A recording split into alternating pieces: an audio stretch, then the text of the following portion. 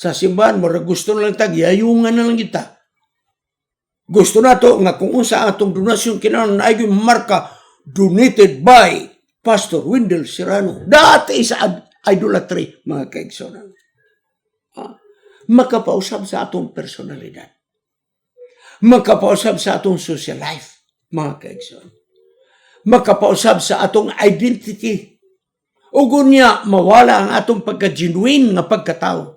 Nga naman, pulos na plastic, mga kaigsonan. O ang atong relasyon dili na tininood. Mga kaigsonan, di kini makaluwas ka nato, kini mga butanga. O sa diya nga si Moses dito pa sa bukid, sa Sinai mo atras na diyutay, ang Diyos misulti kaniya. Moses, hot doon akong patay ang mga tao. Una si Aaron, tungod kay sila, misupak ka na ko. Daan ang ipabalos Moses. Moses, imong mga tao dito sa ubos na ngayabag na pamatyod ko. I will annihilate them. Puhon ako. Hapan si Moses nakiglayo og hangyo ngadto sa Dios. Ingon niya, o Dios, dili ni ako mga katawhan, imo ning mga katawhan. Imo ni silang galuwas, pinagos mga milagro, karon imo silang pamatyo. Di man na ako ba? Imo man na? Busa si Moses, nagpataliwala og hangyo, mga kaigsunan. Ngadto sa Dios tungod og alang sa mga Israel, ngaunta sila pa sa doon. Exodus 32:14. Og si Moses mihangyo sa Ginoo nga Dios ug mingon, O Ginoo, ngano nga nagdilab man ang imong kasukob batok sa imong mga tao. Nga imo man silang gidalag gikan sa yuta sa Egypto, piragi sa imong dakong gahom ug sa kusgano nimong kamot. Ug sa diha nga niabot si Moses didto sa kampo, nakita gyud niya mga kaigsoon, Exodus 32:19. Nga dito nakita niya ang kinulit nga bulawan nga nati nga baka, mga kaigsoon. Ug si Moses wa mapugi ang kasuko ni dilaapod. Ang iyang gibit-bit nga duha kapapan nga bato, iyang gibundak, mga kaigsunan, na dugmo kaigsoon. Sayang kasuko, nangayabag naman mo, nangaunsa na bagay ng taon mo. Parang Diyos nagbadlong kang Moses. Dili maay ng imong gibuhat, imong gidugmok ang napulo kasugo. Karon Moses, ako man ang nagkulit na itong bato dito sa bukid Sinai. Karon, magbuhat ka og duplicate sa napulo kasugo. Dili na ako mimutaba sana, ikaw na mutil-til sa bato. Stilan, mga kaigsunan. Imo man nagiduk mo, hala, ikaw na magtil-til sa bato, isulat na ang napuno kasugo. Deuteronomy 10:2. So katuig soon, katugid daladala nga napuno kasugo, sa labing balang nga dapit, dili to ang original, kaya nadugmok to. Ang kinulit na ni Moses, mga kaigsunan. Busa sa kasugo ni Moses, iyang gibadlong si Aaron. Nga ano man in taon, nga niyukbo man kas kagustuhan sa mga tao, nayabag pod ka. Unya mingon si Moses, nga nung imo nang gibuhat, pagkadakong sala ni sa atubangan sa Dios. Exodus 32:31. Og si Aaron mingon, di lang unta ka masuko akong Ginoo. Nahibalo ka sa mga tao, unsa kadautan. Abi niyo, mga kaigsoon, si Aaron baya, daghag pribilehiyo yun. Nga nakig hinabi po sa Diyos sama ni Moses in a theophanic way. Katong gitawag ang 70 elders paingon sa Sinai, tuwa dito si Aaron, mga kaigsunan. Tuwa dito. O karon paminawa ang dipinsa ni Aaron. Tanaw, ha? Iyang gibaso lang uban. Moses kining mga tao manggod. Namugos. Apan ang labing mabugat igsunian ni Exodus 32:24. Moses, ang bulawan nga among gitunaw, amo raman itong itsa sa kalayo itong bulawan ba? Pag humana mag-itsa, nahimo man nga natingba ka. So, grabe, you know. Tanaw, I threw the gold into the fire and came out this calf. Huna ni mo na igsoon nga madawat na mo nagitawag telet do the marines, mga kaigsoon. Moses, gipag-itsar mas mga tao, kalayo ang mga porsiras, mga usadya, pagkatunaw, nahimo man nga baka nga nati. Stilan, mga kaigsoon, grabe nga limbong mga kaigsonan. Murag magkaingon si Moses, Aaron, tell it to the marines, matugpa sa sinutian, mga kaigsonan. Abi ni mo, kining sala mga kaigsonan, mamunga og laing sala. Ang sala, imo ganing tabunan, ang imong itabon sala po. So nakasala naman yung pagbuhat og larawan, gitabunag sala. Moses, gipang-itsa naman ito na mo ba niya, no? Sa mga napuruma man. Nahimo na nga nating baka. Hapa ni Aison. Si Moses nagpataliwala. Sa kasuko ni Moses, gisugo niya mga libinon. Sulod kamo sa mga kampo. Kampo por kampo, tent by tent. Pamatya ninyo ang tanang nagsimbang Diyos. Ug yadtong panahon na 3,000 ang nangamatay sa espada, mga kaigsonan. Exodus 32, 27, 28. Muna yung usa ka na kong controversy. Ngano man kipapatay man to sila. Pansadya mga kaigsonan, nagawas niya ito 3,000, gihampak pagid sa Diyos ang katong nabilin. Si Moses, mga kaigsonan, pagkasunod adlaw, mingon siya sa mga tao, kamu nakasala sa dakong sala. O ako mo ato sa Ginoo, basin pa man mahinluan ang inyong mga sala. Busa si Moses, may balik na to sa Dios og mingon. Tanaw ang magkatawa na kasala sa dakong sala. Nagbuhat sila sa ilang kaugaling mo mga Diyos nga bulawan. Exodus 31, 32-31. Apan karon, paminaw Exod. Kung imo silang pasayluan sa ilang mga sala, pasayluay tao. Apan kung dili man, palihog, ang ako nalangalan mo'y palaa sa balasahon. Exod, kaya ba na ito nabuhaton? Pasaylua sila. Pag kung di mo pasaylua, palaan na lang ako ngalan diha sa balasahon. Panaging ng Diyos, Moses, ang nakasala, batok ka nako, mo'y akong palaon sa balasahon. Versikulo 33. Abi ninyo si Moses igsoon, katong nagpataliwala bitaw siya, napalaan na akong ngalan, siya igsoon nagrepresentar sa umaabot ng Misaya. Nga andam ang Misaya, na ihalad ay ang kinabuhi, mga kaigsoon. Kaya pulong pasaylo sila, forgive. Verb ka na sa English igsoon. Nga sa Hebrew, ang pulong to forgive means to bear. Pasana.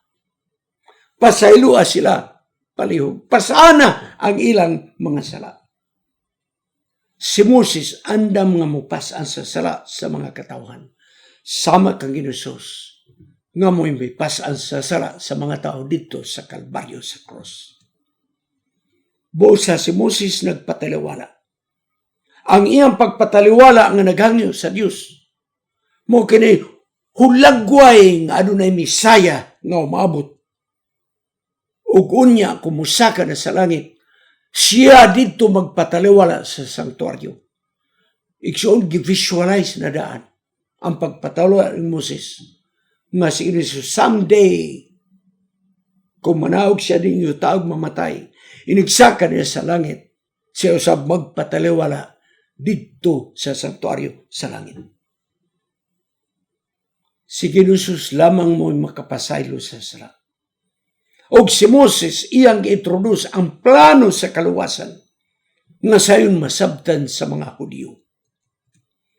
Sa sinulat ni Ellen White nagingon, ang gugma, nagatabon sa hustisya, kay ang sala pagahukman, o kinahanglan nga kini adunay paghukom. Ang Diyos mong nagabantay sa gahom ibabaw sa mga katawhan. Og ila sila, og iyang giputol sila nga misukol batok kaniya. Nganuman, igsoon, aron di na sila magpasalaag sa uban. Niya na igsoon, katong gipamatay nga nagsimbag Diyos, niya ang sinulat na Illinois. Buhion pati sila, matagkaroon niya mag-leader na putok simbag lang Diyos. So gipampuo iso. Aruan na leader sa pagsimbag Diyos. Si Cain bitaw, nga nakapatay kang Abel, wa mapatya. O sa may resulta, ang iyang kaliwatan, nisupak sa Diyos, hangtod diabot ang lunok. Mga kaigsunan, niining panahon na ang tanagyo si Ellen White, nga nagyabag ang mga Israel, nagkinahanglan ng taog-taong na maligon nga mubarog. Kaya kung di ini sila silutan, magpadayon ang ilang perwisyo sa mga katawhan. Karunikson, ato na ta sa paghagpat na. Si Aaron, mga kaigsonan, duha ni ka-leader sa atong gitanaw, si Moses ug si Aaron. Si Moses, mga kaigsonan, dili mayroon. What is right, and what is wrong, bisag siya rin mabilin. So, mubarog yun si Moses. Apa si Aaron, politician, mga kaigsonan. Bali-bali, mga kaigsonan. O sa tingog sa mga katawhan, bisag sayop, iyang pauyunan, mga kaigsonan. Kaalang kaniya, ang majority mo'y masunod. Si Moses maligon na leader. Di mo siya ma-intimidate. Di mo siya ma-puwersa. Di yun. Apan usa ka butang amayo ka Moses. Magpataliwala siya tungod alang siya mga katawan. Andam na siya nga mawala ang ngalan sa balasahon sa kinabuhi. Adto ta kay dagamaning mga makuha na to. Karon nakuha na to si Moses ug si Aaron. Ako magayon kaninyo. Ang leadership nato sa iglesia, leadership nato sa conference, leadership nato sa union, leadership nato ngadto sa division of general conference, walay pili ni. Ni ay duha ka klase nga leader. Si Moses nga mobarog unsay kamatuoran, bisag siya na lang mabilin, ug si Aaron nga pauyon-uyon na ay daghan sa lokal nga iglesia. Na po'y daghan din sa leadership untap. Padala-dala, mga kaigsunan. Apa ni ay mga katawan, mga Israelhanon. Mga Israel nga mabalhinon. Madali, mabali, igsuon. May milagro gani, tarong. 40 kaadlaw, wanas Moses, nangayabag, mga kaigsunan. Mabalhinon nga mga panguna. Fickle-mindedness. O igsuon, dili lamang Israelhanon mga fickle-mindedness. Kita karon in one way or another, doon na tayo mga fickle-mindedness. Madali po mo usab mga kaigsoon.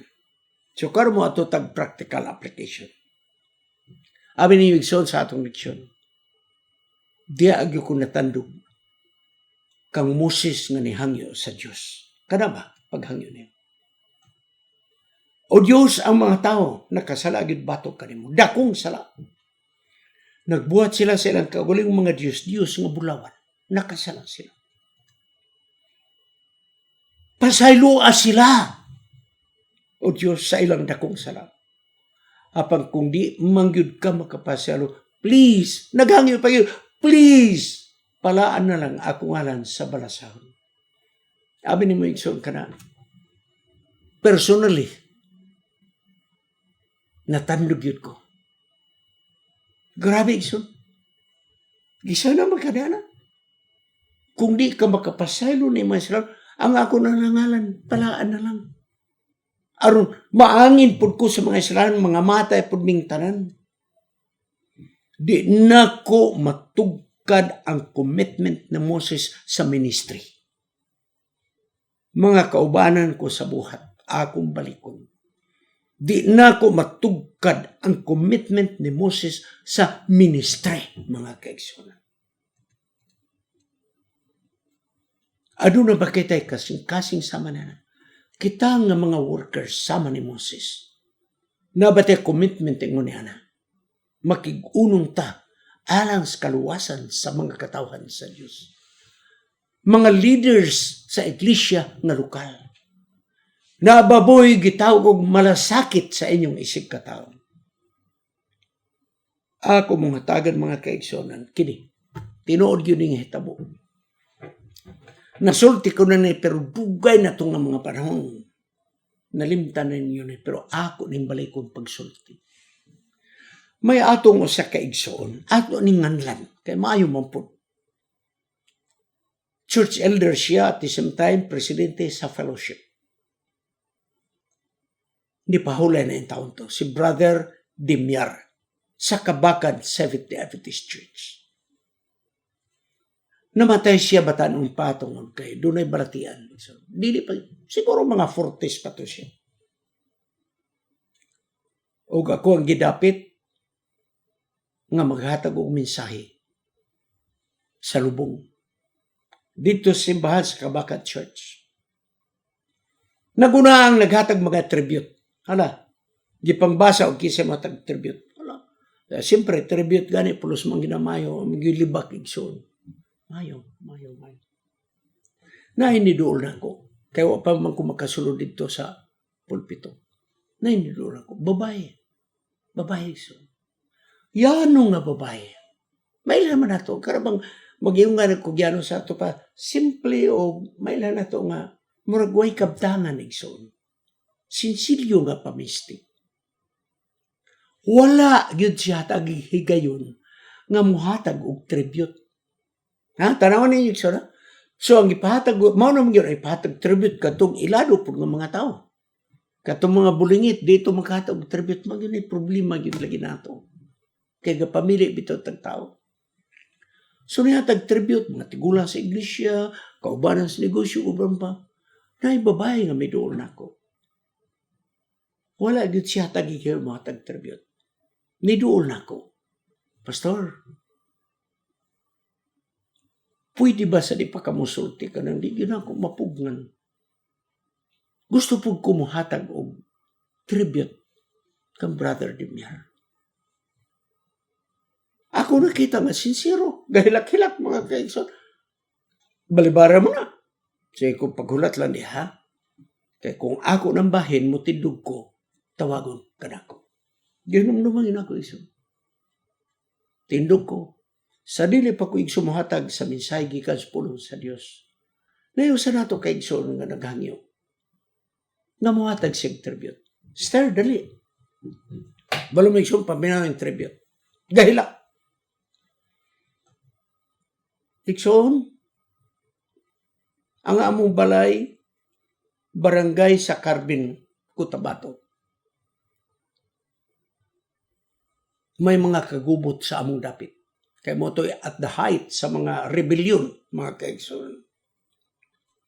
Katong dili Christian nga grupo. Gidungog na nga kining grupo igsoon nga nakigbatok sa gobyerno nga dili mga Christian. Doon na silang barangay. Ugo niya ang mga kaigsuunan. Nang lakaw na. Nang layas na. Nanakay nagdipasahero. Namakyaw na og mga tricycle. Nisakay na mga dipasaro. Kining atong igsoon matud pa niya. Di ko makalakaw kawa ko'y kwarta ikapamliti. Grabe niyang hilak. Di po ko sakay sa ilang masakyanan kay grabe na kasirado. So nang layas na sila. Safety na sila dito sa poblasyon. Kami nalay nabilin nga membro sa iglesia. Ang uban, naapoy uban nga Pero sa aton siban, kami na lang ang nabilin. Kaya wag yumi ikapakya, wag mi ikapabliki. Pero matod pa na kay Brother Demiar, President nato as fellowship. Ang nahitabo di ay, paminaw ka mo. Si Brother Demiar may atos Carmen. Gitanaw mga evacuees. Church elder mga kaigsunan. President sa fellowship, dili pastor. Miadto sa evacuation center. Gi-check up ang mga pamilya sa mga Adventista. Kay gamay raman itong membro dito atong barangay. Nakaplagan may Brother Demiar. Nga kining babae nga nag-testimony karon wala dito. Ingon ni Brother Demiar, atong kuhaon, balukag usig yung sumaga. Brother Demiar, ayaw na. Kakatong pagika na mo, gabuto-buto na, silingan. Delikado na yun. Pero saan?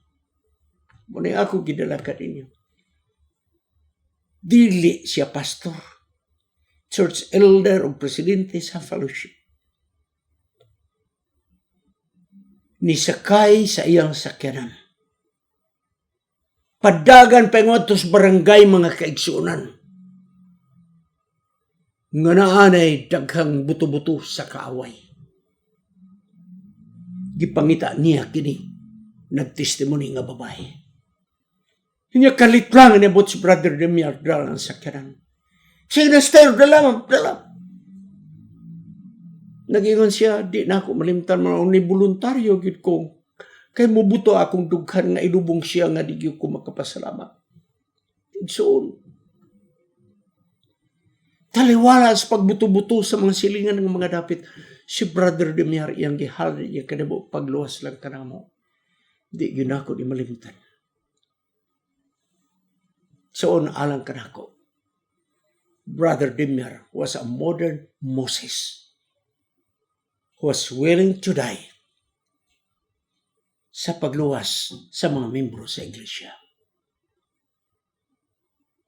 Mga opisyales sa iglesia, mga kaubanan ko mga pastor, naabatay mga commitment sama ni Moses. Naabatay mga commitment sama ni Brother Demiar. Ang Diyos magapalayan ka nato. Ngaunta sa pagbuhat nato sa Ginoo tinuod ang atong pagpati. Nga makig-unong ta sa atong iglesia. Makig-unong ta sa atong mga kaigsunan. Kutob sa amarang natong mahimo. Mag-ambot as pagtapos. Gamhanan nga Diyos. Salamat sa pagtulunan nga maghatag ka na. O gamong na-focus o Diyos sa tulog ka mga butang. Ang pagkamadali, dalion o pagkamabalinon sa mga Israelhanon, di na unta kinamahitabo sa among kinabuhi. Ang ikaduha nga focus nga among nakita, ang pagka-leader ni Aaron na ma-pressure siya sa tingog sa mga katawan bisag sayo. Salamat o Diyos nga doon ikatulong nga gifocus namo sa among pagtuon si Moses. Andam nga mudawat ngayang pangalan mapala sa balasang ugaling lamang pasaylo ng mga Israelhan. Karon among nadungog ang moderno nga Moses, si Brother Demiar. Gihalad niya ang kinabuhi sa pagluwas sa usa ka panimalay nga nabian didto sa kagubot ug iya gyung gitahan ang iyang kinabuhi. Salamat o Diyos nga doon pa'y nabilin ng mga katawan, committed sa ilang pagpangatungdanan sa iglesia. Hatagan mo kami sa kasing-kasing sama kanila. Kining tanang among pagadawaton sa ngalan ni Jesus manluluwas. Amen. Kining inyong higala, si Pastor Wendell Munggaya Serrano, nga inyong igsoon usab, magkapadasig sa matag sa kaninyo sa pag-like, pag-share, labaw sa tanan, sa pag-subscribe sa atong YouTube channel ng pangalan Wendell Munggaya Serrano ug ayaw kalimot sa pag-click sa notification bell hangtod sa sunod nga higayon magkita na usab kita.